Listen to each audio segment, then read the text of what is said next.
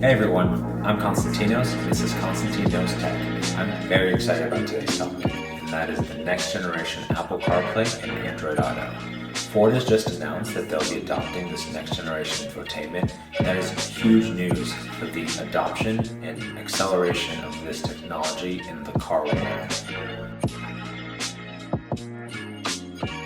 I personally think that Apple CarPlay and Android Auto has to be one of the greatest evolutions of tech in the last few years. First and foremost, safety. People are just using their phones less when they can just see it on their dashboard. I understand you're still tapping a screen, but at least you're not on your phone. Secondly, the design and user interface. It's consistent, it looks clean, and it's seamless. It looks great. And lastly, it just feels cool. It makes cars look modern, and honestly, I can't live without it at this day and age. Standard vehicle infotainment is, for lack of a better word, janky.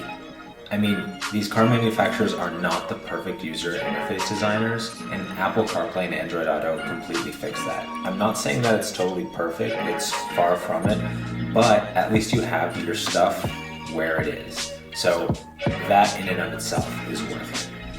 There are certain car companies like Tesla and Rivian, for example, that get away with not having Apple CarPlay and Android Auto, mainly because their user interface is really good. They have electric charging station integrated into it, and it's just a lot smoother experience than traditional vehicle infotainment. That being said, I don't think it's an excuse, and I hope that they change and they adopt it as well.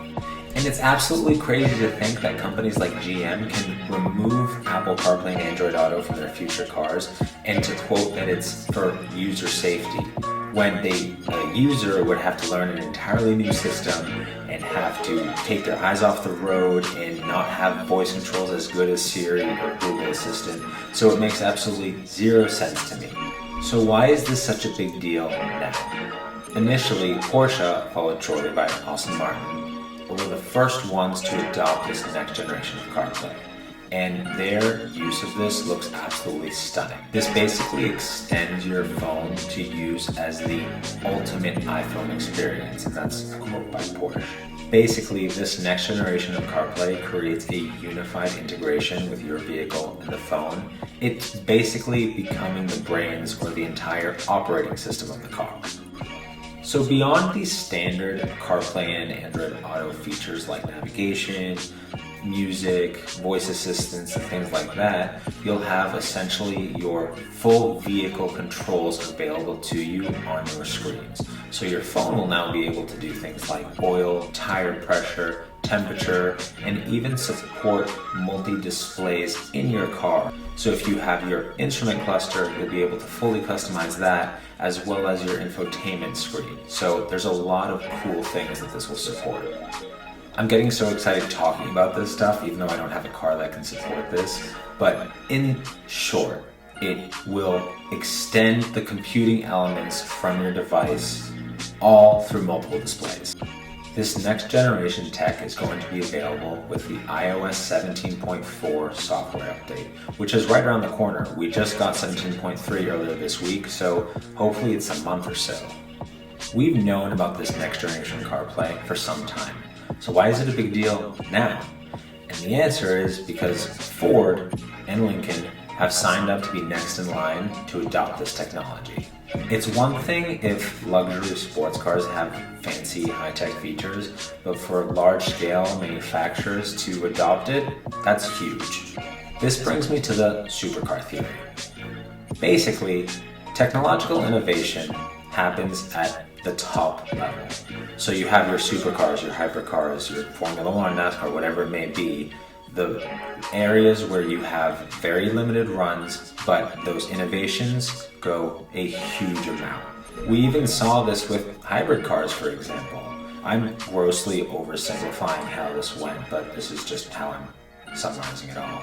In the beginning, you had hybrid cars that were used to improve performance. So in the downtime when the transmission was shifting gears, the hybrid motor, the electric motor, would then kick in, giving you that extra torque to continue going faster and more efficiently.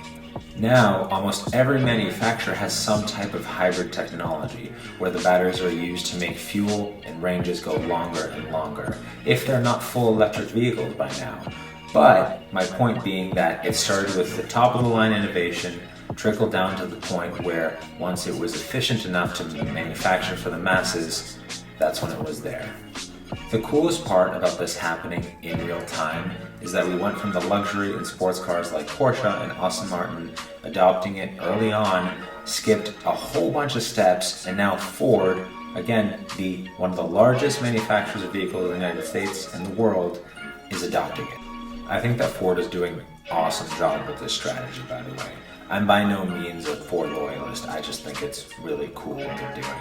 So when you have a mass manufacturer like Ford with semi-affordable vehicles, their trucks can get pretty expensive nowadays, paired with car manufacturers like GM, which are removing the features altogether, I really think that this will be just enough to sway some folks to continue to buy or purchase Ford for the first time. This is only going to increase Ford's sales, and then on the backside, other manufacturers are going to adopt it even faster, and even companies like GM are going to turn around and add it back to their vehicles, but I bet you they'll do that really quietly.